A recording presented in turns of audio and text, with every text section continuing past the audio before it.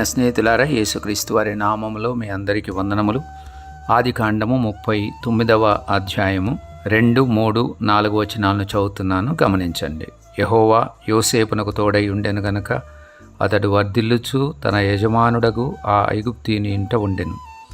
యెహోవా అతనికి తోడై ఉండెననియు అతడు చేసినదంతయు అతని చేతిలో యెహోవా సఫలము చేసననియో అతని యజమానుడు చూచినప్పుడు యోసేపు మీద అతనికి కటాక్షము కలిగను గనక అతని యొద్ద పరిచర్య చేయువాడాయను.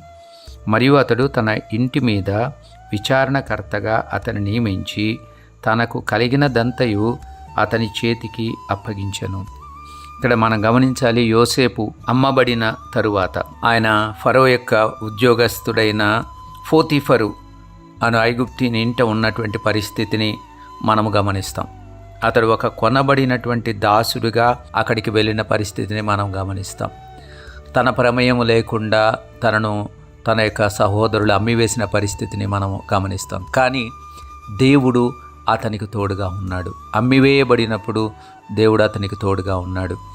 గుంటలో అతడు పడద్రోయబడినప్పుడు దేవుడు అతనికి తోడుగా ఉన్నాడు.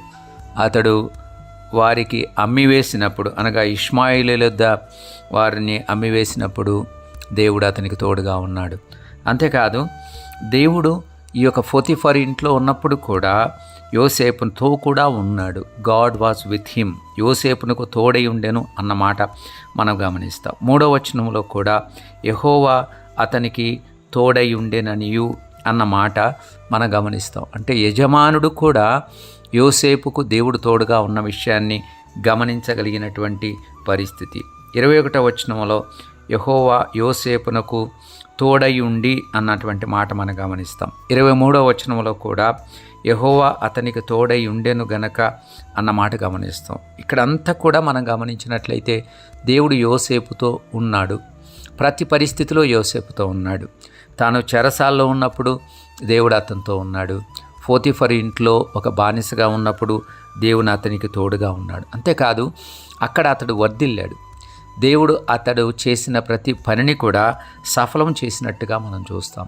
తద్వారా ఆ యొక్క పోతీఫర్ అనేటువంటి వ్యక్తి తన యొక్క ఇంటి మీద అతన్ని విచారణకర్తగా నియమించి తన కలిగిందంతా కూడా అతని చేతికి అప్పగించినట్టుగా మనం చూస్తాం. He became a steward of Potiphar యొక్క స్టీవర్డ్గా మారినటువంటి పరిస్థితిని మనం గమనిస్తాం. ప్రియమైన స్నేహితులారా, మనం ఏ పరిస్థితిలో ఉన్నా మనము దేవుని పిల్లలంగా ఉంటే, దేవుని యొక్క బిడ్డలంగా ఉంటే, దేవునికి భయపడే వారంగా ఉంటే, పాపాన్ని అసహించుకునే వారంగా ఉంటే దేవుని యొక్క సన్నిధి మనతో ఉంటుంది.